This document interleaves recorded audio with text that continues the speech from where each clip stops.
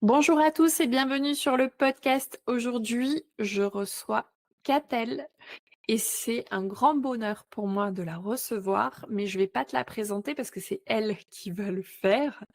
Bonjour Catel, comment vas-tu? Bonjour Sophie, déjà merci de m'inviter sur ton podcast, je suis ravie. Bon, c'est la première fois que je vais sur un podcast, c'est un grand événement. Et pour me présenter, j'ai envie de dire qu'en fait je suis quelqu'un qui cherche à relier le ciel et la terre depuis toujours, c'est-à-dire ce qui est dans l'invisible et ce qui est dans le visible. Et mon chemin m'a amené à découvrir certaines connaissances pour mieux me connaître et à les mettre en pratique et ensuite à les transmettre. Voilà. Catel, aujourd'hui tu es astrologue, est-ce qu'on peut dire ça comme ça? Alors, je suis plus un coach astrologue parce Oui. qu'en fait, si tu veux, l'astrologie est souvent encore malheureusement mal perçue Mhm. comme, une sorte de don magique qui nous tombe dessus, pour ne pas citer comme de la voyance, en fait. Ouais. Donc à la fois les gens, sont impressionnés par l'astrologue, ils lui accordent des pouvoirs qu'il n'a pas et en plus, ils ont tendance à en avoir peur parce qu'ils pensent que l'astrologue va prédire leur avenir. Mhm. Donc si tu veux, moi, mon but, c'est pas de prédire l'avenir aux gens, c'est d'aider les femmes, principalement, à créer l'avenir qui leur correspond. Puisqu'on a beaucoup de choses dans notre éducation, dans notre société qui nous formatent à rentrer dans des moules et si on fait un chemin spirituel de connaissance de soi, que ce soit avec l'astrologie, la numérologie, le human design, l'énéagramme et cetera. Il y a plein d'outils. Hem, si on fait ça, c'est pas pour s'enfermer dans un autre moule. Mhm. C'est pour sortir des moules dans lesquels on s'est enfermé et on ne peut devenir soi qu'en comprenant ce qui est pas soi et ce qui est soi. Et on a trop de aujourd'hui, on a bon, moi, ça fait plus de 25 ans que je fais de l'astrologie, donc j'ai vu aussi tout ça évoluer. Quand je suis arrivée dans le monde de l'astrologie, bah, j'étais un petit peu, un mouton noir, ça n'existait pas, il y avait pas internet, il y avait pas tout ça. Aujourd'hui, on a trop d'informations.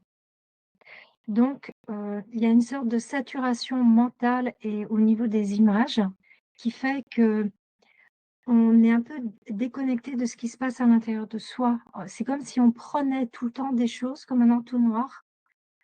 On est plein à ras-bord et l'astrologie, ça va pas consister à encore rajouter des choses, mais plutôt, je dirais, à en enlever, hein, tu vois? C'est Mhm. c'est-à-dire, mais si tu sais qui tu es profondément et ce que tu es venu faire et quelle est ta couleur et quelle est ta vocation et quelle est ta mission, même sans employer des mots aussi, je dirais hauts, mais tout simplement, qu'est-ce qui te rend heureuse? Qu'est-ce qui t'anime? Qu'est-ce qui donne du sens à ta vie? Bah, tu vas voir aussi ce qui te pèse à côté. Tu vas voir ce qui est lourd, ce que tu portes, ce que tu te crois obligé de porter. Tu sais, toutes ces loyautés, toutes ces injonctions, tout ce qui vient de ce que tu as hérité, que ça soit Mhm. conscient, inconscient, ou voir que tu entretiens encore par des fonctionnements, des habitudes et des peurs. Donc, ce qui est intéressant, c'est de voir ce qui t'empêche d'être toi-même et petit à petit de cheminer. Donc, c'est pas un coup de baguette magique en une fois, hein. Un chemin progressif pour devenir la belle personne qui ne demande qu'à se révéler et qui est au fond de toi déjà. Oui. Oui, oui, bien sûr. Donc, moi, c'est vraiment cette vision avant de te rencontrer que j'avais de l'astrologie qui était là pour prédire l'avenir. Mmh. Nostradamus et tout ça. J'avais vraiment une image dans ma tête. Si j'allais voir un astrologue, il allait me prédire ce qu'il allait se passer. Et ça, moi, ça m'ennuie terriblement parce que j'ai pas envie de connaître ma vie à l'avance.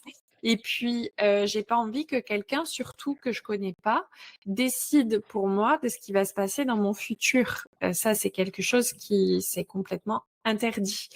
Donc j'ai ni Dieu ni maître et j'avais pas envie de commencer par là. Et la vie a fait que toi et moi, on s'est rencontrés parce qu'avec Anne-Laure, vous avez vous vous êtes, vous aussi toutes les 2 rencontrées et vous avez créé un alors je sais pas si je peux appeler ça un outil, mais moi en tout cas, pour moi c'est un outil et en tout cas c'est la définition que je lui donne parce que j'ai ce côté qui peut être à la fois très spirituel, mais je suis à la fois très pragmatique et bien ancrée. J'ai les 2 pieds, bien ancrés dans la terre et vous avez créé toutes les 2 cet outil de l'oracle de l'étoile sacrée. Alors c'est un super nom hyper révérencieux et quand tu connais pas, quand, tu as jamais touché, du doigt, ce que c'était qu'un oracle, quand tu es novice et à la base, moi j'ai dit: «Bon allez, Anne-Laure, elle est à Tchervion ici, elle est pas très loin de chez moi en Corse. Elle est jeune, elle entreprend et moi j'adore les femmes entrepreneurs et je te connaissais pas encore et je me suis dit: «Elle a créé ça, donc je Ouais, vais la soutenir». Je me rappelle à l'époque, il y avait une campagne, Ulule, je crois, si je me souviens ouais. bien et j'ai décidé d'acheter cet oracle de l'étoile sacrée et j'ai mis du temps à l'apprivoiser, mais c'est plutôt lui qui m'a apprivoisée, en fait. Et c'est là que je me suis rendu compte que, ben, en fait, le, le cet oracle était un outil de développement personnel, mais aussi d'optimisation de soi. Mmh. Et c'est comme ça que je suis rentrée là-dedans et qu'on s'est rencontrées toutes les 2 parce que moi je suis très curieuse et je vais toujours au bout des choses et quand j'ai dans les mains quelque chose que quelqu'un a créé, j'ai besoin d'aller mettre mon doigt dans le cerveau de la personne pour savoir qui elle est. Et c'est pour ça qu'on s'est rencontrées et c'est là que j'ai commencé à l'utiliser une fois par semaine, et puis une fois tous les jours, et puis une fois. Et à chaque fois, les tirages sont très justes. Et j'ai voulu discuter avec toi pour comprendre. J'aimerais savoir maintenant, là où je m'en vais avec ça, c'est comment est-ce que vous en êtes venu avec Anne-Laure à, à créer ça? C'est quoi l'histoire de cet oracle? Alors, en fait, je vais te parler de comment l'idée m'est venue et ensuite, pourquoi je suis allée, vers Anne-Laure et comment on a créé l'oracle, toutes les 2. Oui, Donc en fait, l'idée m'est venue il y a plus de 25 ans. C'est-à-dire quand j'ai commencé à m'intéresser à l'astrologie et à l'étudier, en parallèle, j'ai commencé à travailler sur moi. J'ai commencé à travailler sur moi avec un tarot qui était, là pour m'aider à me poser les bonnes questions, à me déconditionner de ce qui ne m'appartenait pas et aller chercher en moi ma flamme, ma vérité, mon ardeur, ce qui allait, donner du sens à ma vie dans tel et tel domaine de ma vie. Ça pouvait concerner, le travail, le couple, la maison, le foyer, les enfants et cetera, tu vois? Donc c'est un tarot qui m'a aidée, à chaque fois que je vivais quelque chose qui me remettait en question, qui me dérangeait, ça m'a aidée à me questionner, à m'approprier le sujet et à trouver mes propres réponses en moi, librement. Et en parallèle, j'ai étudié l'astrologie. Il n'y a pas eu l'un sans l'autre, tu vois?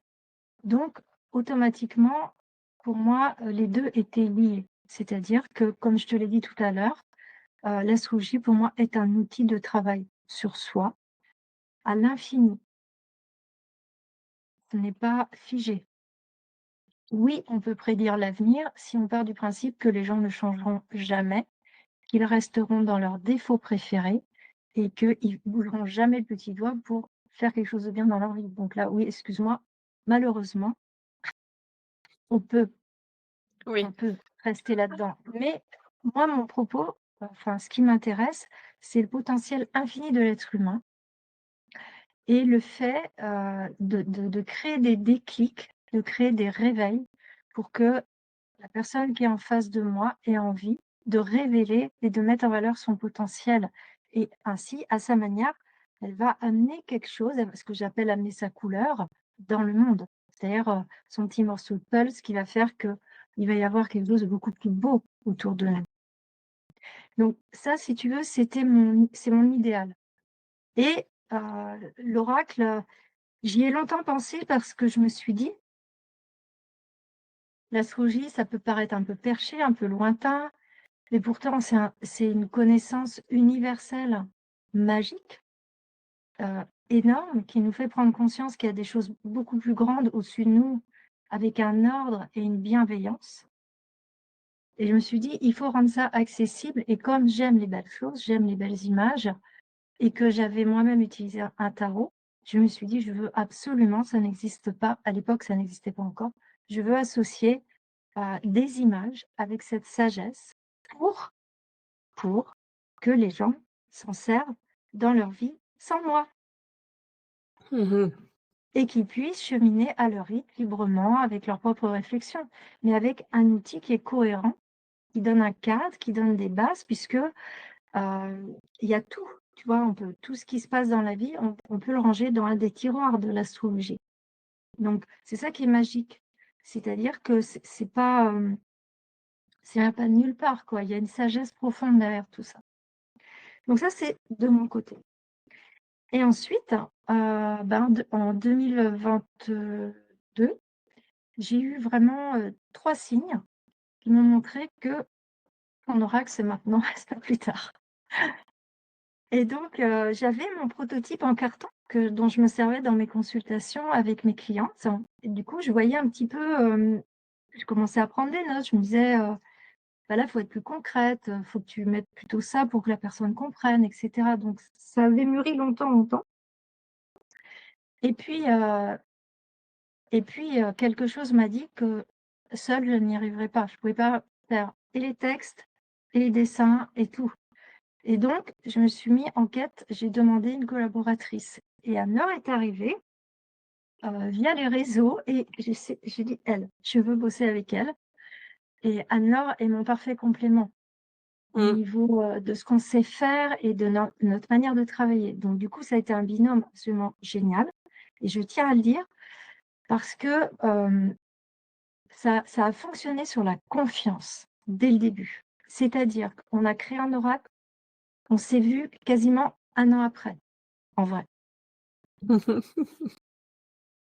Et c'est pas une mince affaire de créer un oracle, c'est beaucoup, beaucoup de travail, beaucoup de challenge, beaucoup de dépassement et donc cette énergie, de collaboration fraternelle pour un idéal, pour un projet de cœur, parce qu'à la base c'est ça, elle est dans l'oracle. Elle est puisque c'est ce qu'on a mis de nous, donc il y a cette Mmh. énergie dedans. C'est pour ça aussi qu'il vibre cet oracle, qu'il répond. Ah oui, Parce qu'on complètement. y a mis le meilleur, elle comme moi, on y a mis le meilleur. Anne-Laure, elle travaillait en plus de son boulot le soir, en écoutant des musiques pour, vraiment se mettre dans l'inspiration. Elle lisait mes textes, mes poèmes en particulier et elle créait les dessins à partir de là. Et moi, je travaillais quasiment tous les jours, voire même les week-ends pour faire les textes qui font 240 pages et c'est assez colossal quand même, Ah oui. comme création. Voilà, puis après il y a eu le challenge, de la production de l'oracle avec la campagne Ulule parce qu'il fallait qu'on trouve, au moins une partie des finances. Mmh. Donc c'est un vrai projet, héroïque, hein, je dirais, Ah oui, où complètement. chacune de nous, on a été vraiment chercher au fond de nous le meilleur et du coup, bah, il vibre ça et il peut transmettre ça aux autres aussi. C'est ça qui est beau, je trouve.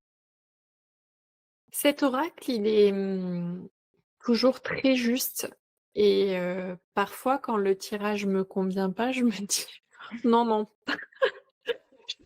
Je remélange, je retire et ça m'arrive très souvent de retomber sur les mêmes cartes. Donc ça, c'est quand même quelque chose qui, qui au départ est très énervant et puis après tu comprends. C'est ça. Et il m'est même arrivé d'aller, faire, sur Bastia, il y avait une journée de découverte de sonothérapie Et juste avant la méditation, elle nous demande de tirer une carte de l'oracle et j'ai tiré la même carte que j'avais tirée le matin à la maison. Il se trouve que cette dame avait l'oracle au cabinet holistique à Bastia et, et j'ai tiré la même carte que j'avais tirée le matin. Donc voilà, il y a pas de, il y a quelque chose qui est inexplicable et j'ai envie de dire que c'est tant mieux. Est-ce que tu peux nous parler un peu plus des différents domaines des cartes qui se trouvent dans cet oracle et pourquoi tu as mis ces différents domaines-là? Mmh. Oui, bien sûr. Alors, et après je te parlerai aussi, pourquoi j'ai donné ce titre Mmh. à l'oracle, ce que je voulais le faire tout à l'heure. Donc en fait, bon, juste un petit rappel, l'astrologie donc ça se base sur, la date, l'heure et le lieu de naissance de quelqu'un. Donc on a une carte du ciel qui est, calculée scientifiquement avec des paramètres complètement mathématiques, d'accord? Mmh. Et dans cette carte du ciel, on a différentes choses, qui sont le langage de l'astrologie, hein, qui sont des symboles. Donc, j'ai voulu représenter les symboles essentiels de cette carte du ciel dans l'oracle. Donc, on va trouver les 12 signes. Donc, bien sûr, quand on tire une carte d'un signe et qu'on n'est pas ce signe, ça n'a aucune importance puisque de toute manière, dans notre carte du ciel, on a les 12. On a tout. Tous les Mmh. symboles qui sont dans l'oracle, on les a quelque part représentés d'une manière unique pour nous dans notre carte du ciel de naissance. Donc, on a les 12 signes qui sont déjà, je dirais, en cercle. Donc, c'est comme si tu voyais 12 portes. Au milieu, tu imagines la lumière et 12 façons de voir, tu vois? 12 portes, 12 entrées, 12, caractères. OK? Mmh.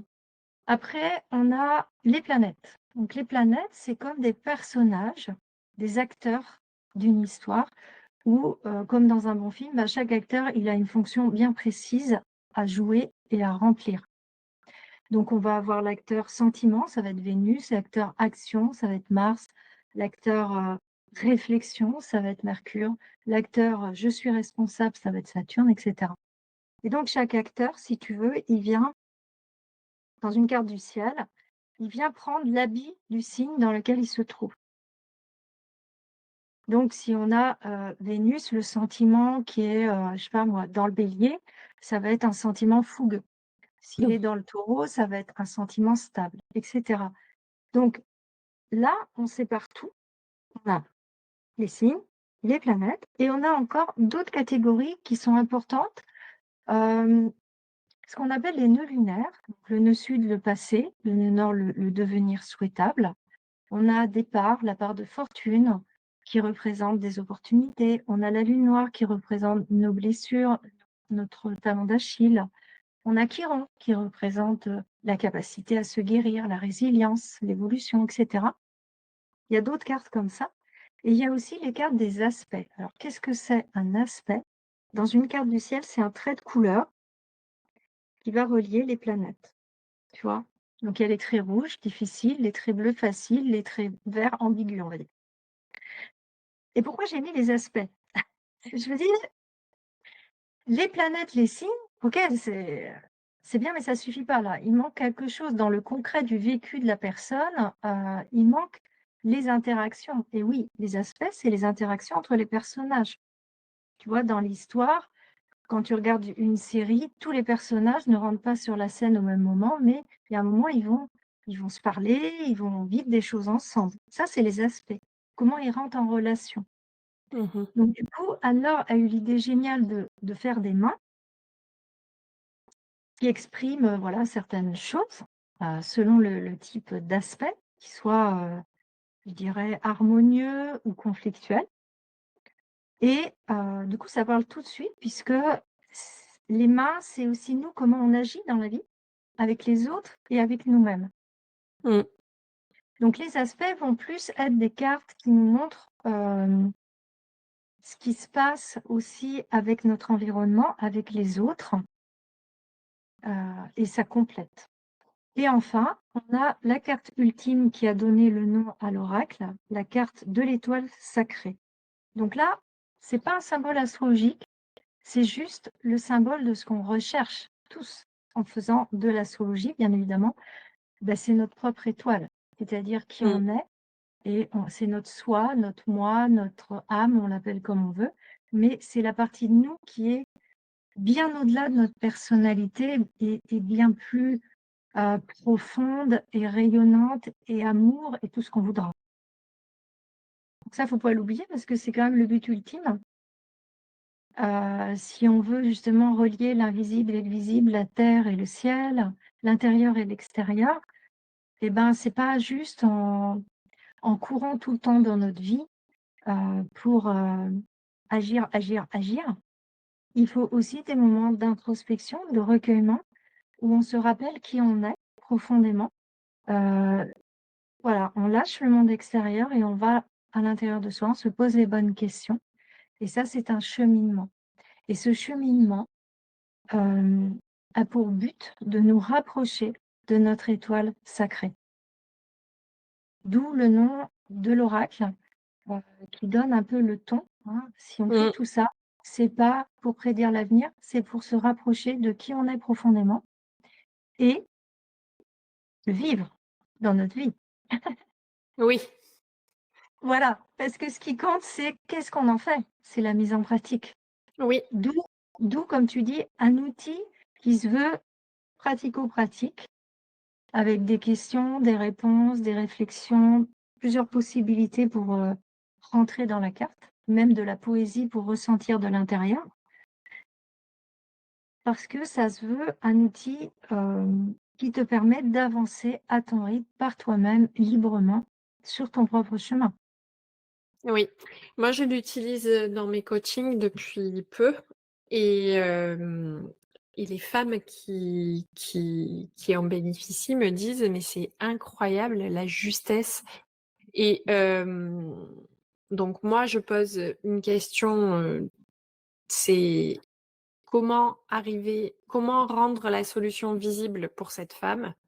Et et heu et avec l'oracle, on arrive toujours à rendre la solution visible et c'est un véritable propulseur, j'ai envie de dire.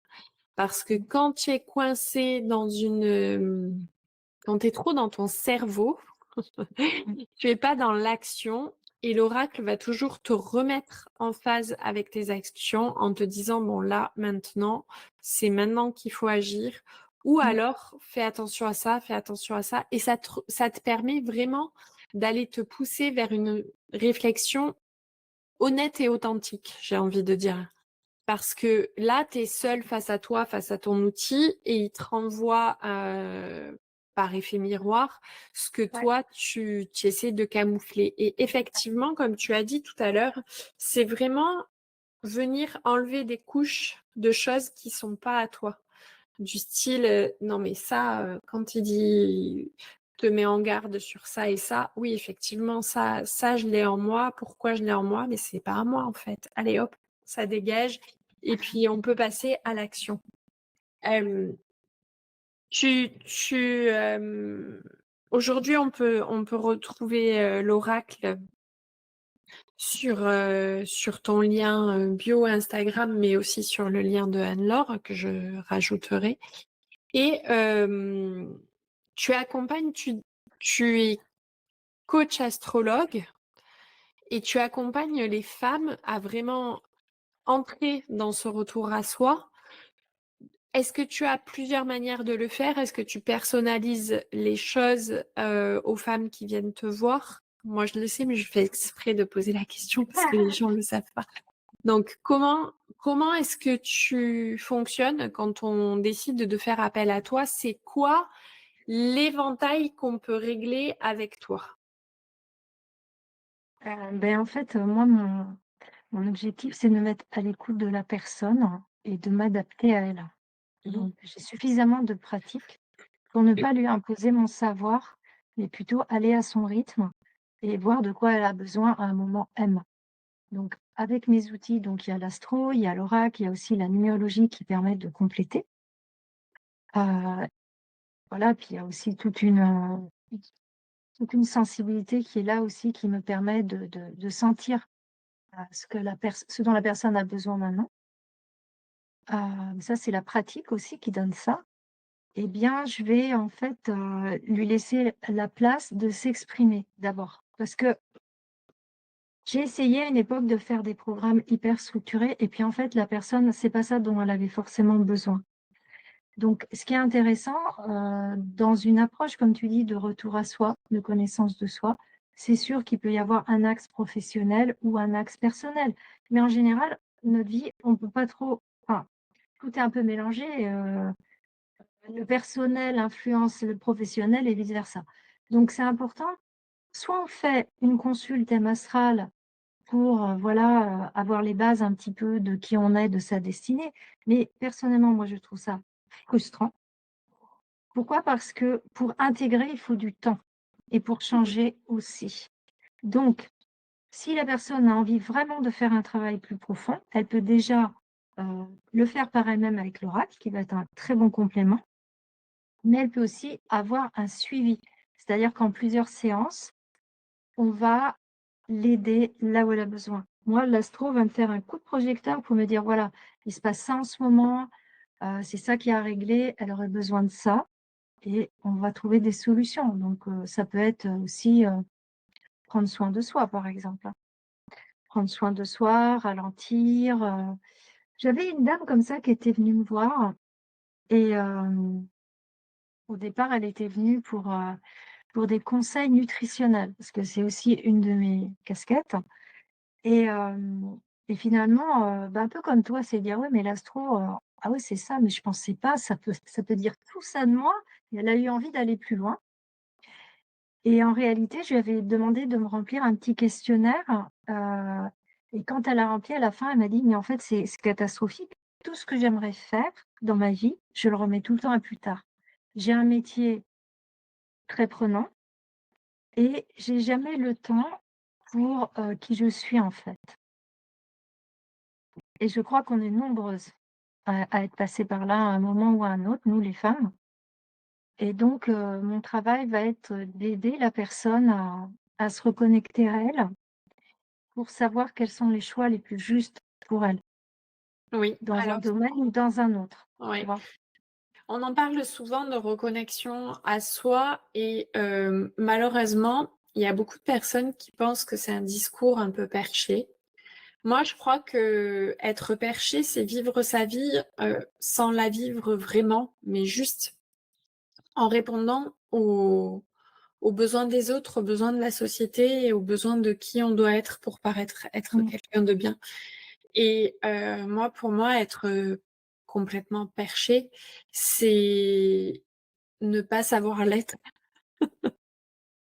Parce que quand tu es perché, bah, tu prends de la hauteur et quand tu prends de la hauteur, tu forcément, tu vas découvrir ce qui fonctionne et ce qui fonctionne pas, ce qui te rend heureux et ce qui te rend pas heureux. Et pour moi, être perché, c'est ne pas avoir conscience que le temps passe et qu'un jour tu vas te retrouver là et tu vas te dire: «Mais qu'est-ce que j'ai fait de ma vie? C'est Est-ce que ça. j'ai vraiment fait ce qui comptait pour moi?» Mais non. Et effectivement, l'astrologie, la numérologie, le retour à soi, tous les outils qui peuvent nous aider à vraiment nous connaître, je pense que c'est une bénédiction et je crois que c'est le plus beau cadeau qu'on puisse se faire, c'est de tendre vers ça et d'ouvrir la porte à ça. Sauf que c'est c'est encore et j'ai envie de dire trop, c'est encore trop mal vu, c'est encore jugé, c'est encore et à juste raison parce qu'il y a eu des abus. Mais dans tous les domaines Ouais. que tu peux rencontrer, il y a des abus. Il y a des abus chez les médecins, il y a des abus, dans la politique, il y a des abus dans tous les domaines de la vie. Il y a des abus sur les réseaux sociaux, sur les nanas qui vont te dire: «Allez, monte ton entreprise et fais 10 000 € par mois en suivant ma méthode». Il y a des abus partout, en fait et c'est à nous de créer notre libre arbitre avec les outils qui nous conviennent. Alors ça peut être l'astrologie, mais ça peut être la méditation, ça peut être il y a plein d'outils pour revenir bien à sûr. soi et Mmh. l'importance, c'est vraiment de d'avancer en confiance dans une pleine connaissance de soi et de quelles sont nos valeurs et de ce qui compte réellement pour nous. Ça me Oui, paraît c'est ça. évident. Oui, c'est ça et aussi on évolue, avec la maturité. Donc il y a des besoins qu'on pouvait avoir à 20 ans qu'on n'a plus forcément 30 ans plus tard et tenir compte aussi des cycles, de la vie, des rythmes, hem et c'est vrai que la numérologie pour ça, c'est très précis.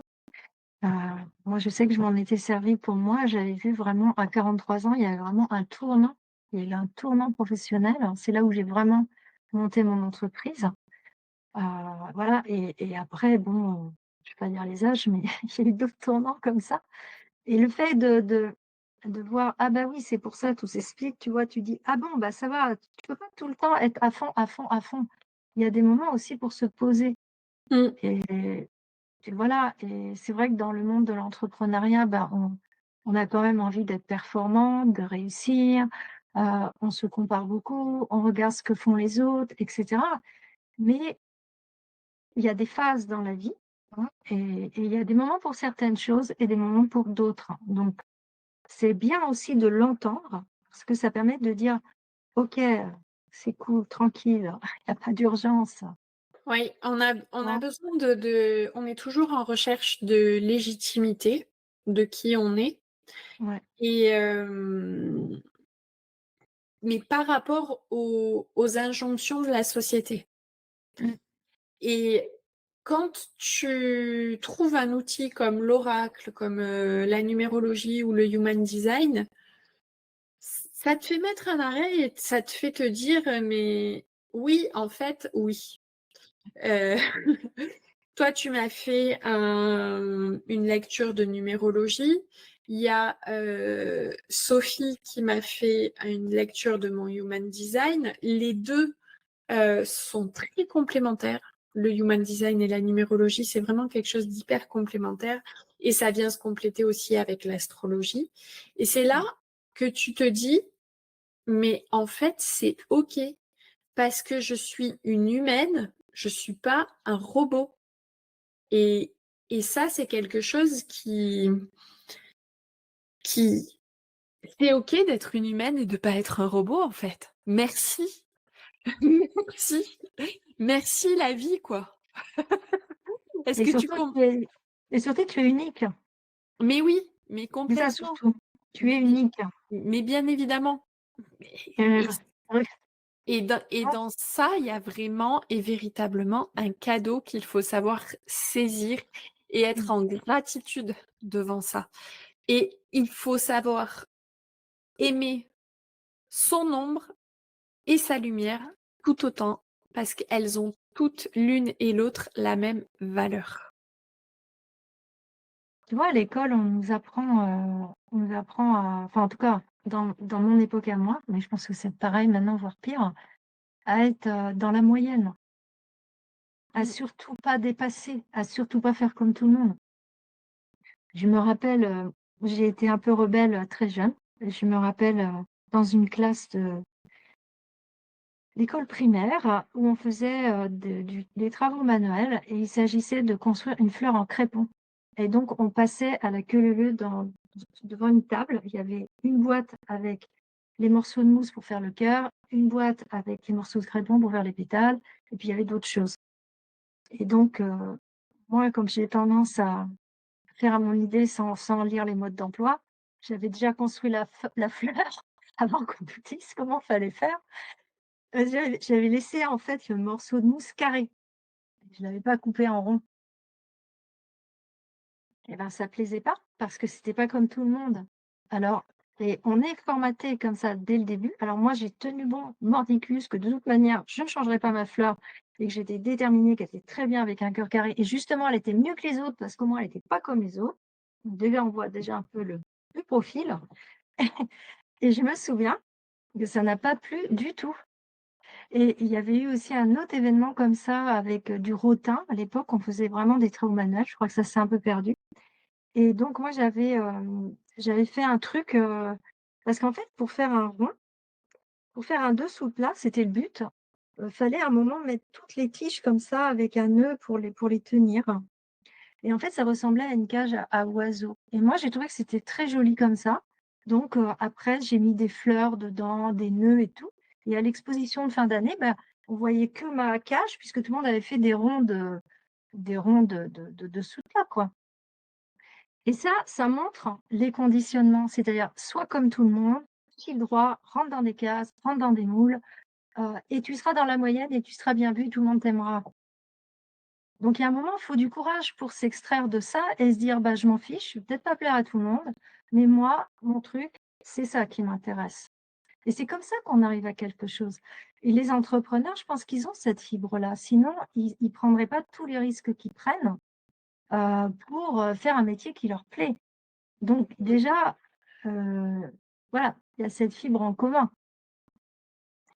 Catel, tu dis qu'à 43 ans, tu t'es autorisée à devenir auto-entrepreneur. Est-ce qu'il y a eu un élément déclencheur? Oui, oui, ah oui, il y a eu un élément déclencheur. Il y a eu plusieurs choses, c'est-à-dire que j'avais déjà donné des cours et fait des consultes depuis bien longtemps et puis à un moment, j'ai fait mon deuxième enfant et j'ai arrêté. J'avais trop de choses à faire. Donc j'ai arrêté et l'élément déclencheur, c'est les gens qui sont revenus me dire: «Mais enfin, bah, reviens quoi, fais-nous de l'astrologie, on aime bien comment tu fais tes thèmes et tout». Et il y a eu ça et la deuxième chose, ça a été, une rupture amoureuse et là, je me suis dit: «Bah, maintenant, c'est fini, heu, je vais vivre pour mon objectif à moi et arrêter de vivre tout le temps pour les autres et de répondre aux attentes des autres et maintenant, plus d'hommes, je monte ma boîte et je me développe». Ça a été le déclic et après j'ai regardé dans les nombres, il y a eu une période comme ça, de plusieurs années où c'était le moment de faire valoir mon expertise, d'assumer mon originalité, de m'isoler pour pouvoir devenir moi-même. Donc ça m'a rassurée et je me suis dit: «Bon bah, c'est OK, je suis sur le bon chemin quoi. Allons-y». Mmh, mmh, mmh, mmh. À quel point ce genre d'outil, ça peut vraiment être, enfin, c'est pas une question, c'est une affirmation. J'ai commencé par comme si j'allais poser une question, mais à quel point ce genre d'outil peut vraiment être un moteur? Et moi, pour moi, c'est un moteur et ça me fait gagner en clarté et en Mmh, temps.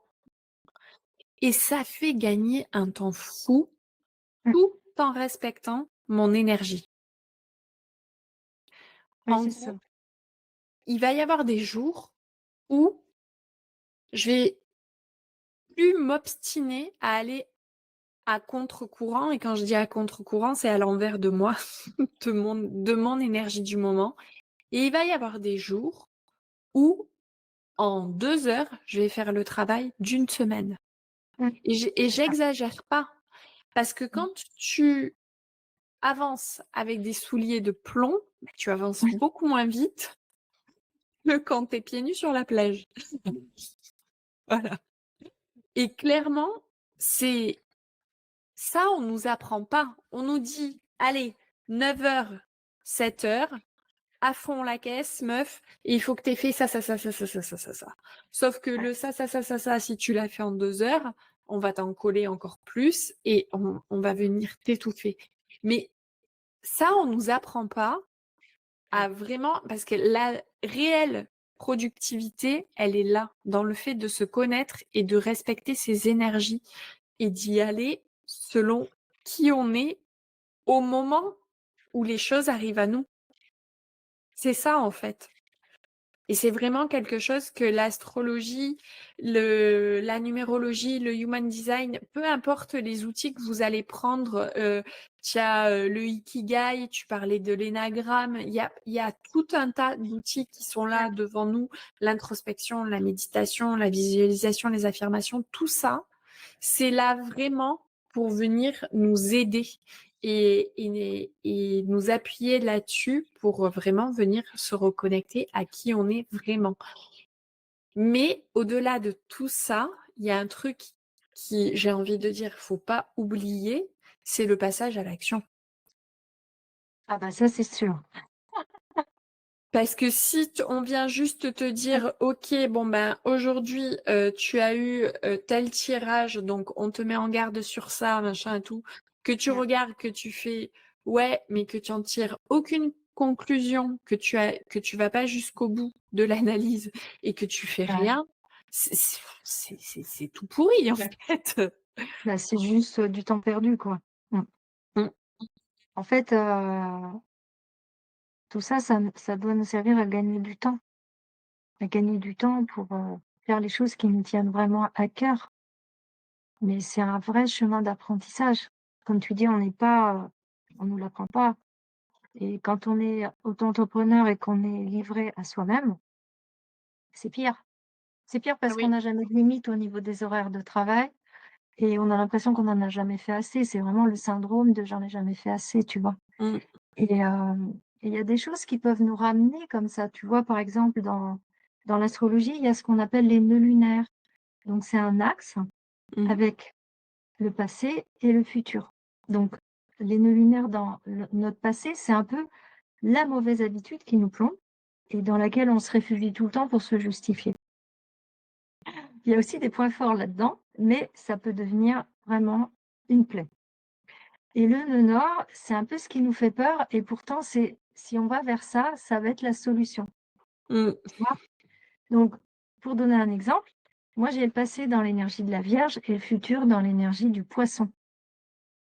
Donc je sais très bien que je me fais souvent encore récupérer par mon énergie Vierge à vouloir tout contrôler, tout faire parfaitement, c'est le syndrome de la perfection. Me critiquer ou voir les choses, d'une manière un peu étriquée, toujours analyser. C'est aussi pour ça que je suis devenue astrologue, hein, c'est ce truc d'analyser, de tout ranger dans les petites cases, mais à un moment, il faut en sortir. Sinon, c'est une prison. Il y a un moment, faut se lâcher un peu, il faut se détendre, heu, faut suivre le mouvement et ça, c'est l'eau des poissons. Le poisson, c'est comme tu disais, ne pas nager à contre-courant, mais suivre le mouvement. De l'eau, laisse-toi porter, écoute ce qui se passe, regarde, ce que la vie te montre, les signes, les gens et cetera, ce qui se passe autour de toi. Sois à l'écoute, sois plus fluide, sois plus douce. C'est aussi l'intuition. Donc pas tout le temps être dans la tête, mais aussi être dans son cœur, ressentir, écouter. Tu vois? C'est un peu, le côté féminin. Bon, le poisson n'a pas que des bons côtés, tous les signes n'ont pas que ils ont des bons et des mauvais côtés, mais c'est pour dire que tu vois, rien que d'avoir juste une ligne comme ça, mm. référence, au quotidien, ça te ramène. Tu te dis: «Ah ouais, attends, c'est bon, j'ai assez fait ma vierge, je vais vers mon poisson». Oui, exactement. Tu vois? Tu, tu tu crées des accompagnements, tu crées des formations là, tu es Ouais, à l'aube de préparer quelque chose d'assez ouais. incroyable et je le sais. J'ai hâte de voir tout ce que tu vas nous préparer. Au moment où va sortir le podcast, peut-être que ce sera déjà là, j'espère.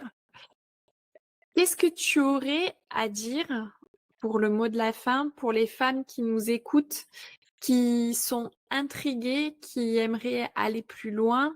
Est-ce que tu as un message à leur faire passer? Je t'écoute, vas-y. Oui, ben, si on est intrigué, il y a 2 solutions. C'est soit étudier ce qui nous appelle, soit aller voir une professionnelle qui le fait pour nous. Mmh, Voilà et après se faire sa propre opinion et surtout, comme tu dis, le mettre en action. Donc, dans mes formations, on travaille sur le thème des personnes présentes. Parce que c'est toujours nous qui nous intéressent quand même en premier, disons-le. oui, Donc, on travaille et du coup, on va beaucoup plus loin qu'une consultation, puisqu'on va tout décortiquer en long, en large, en travers pendant des jours et des jours, en fait. Et ça permet de mettre en pratique les choses. Voilà. Donc là, il va y avoir cet été un stage pour travailler les nœuds lunaires. Et il y aura d'autres choses à la rentrée, mais c'est encore secret. On aime ce genre de secret, moi j'adore ça. Catel, on arrive au bout de ce podcast. Je te remercie vraiment pour toute la valeur que tu as livrée ici. Je sais que tu as plein de choses à offrir aux femmes qui connectent avec toi, et je le sais d'autant plus qu'on connecte souvent toutes les deux. Je suis vraiment honorée que tu aies accepté de venir ici parler de l'oracle de l'étoile sacrée. J'en suis ravie. J'espère que beaucoup de femmes qui vont nous écouter auront la curiosité de venir te poser la question de ce que c'est, peut-être faire une consultation avec toi et un tirage pour appréhender cet outil et peut-être le recevoir chez elles et en faire leur outil. Je te remercie beaucoup et à nos auditrices, on mérite un 5 étoiles, alors allez nous mettre un 5 étoiles à la sortie de ce podcast. Merci beaucoup, Catel. Merci Sophie.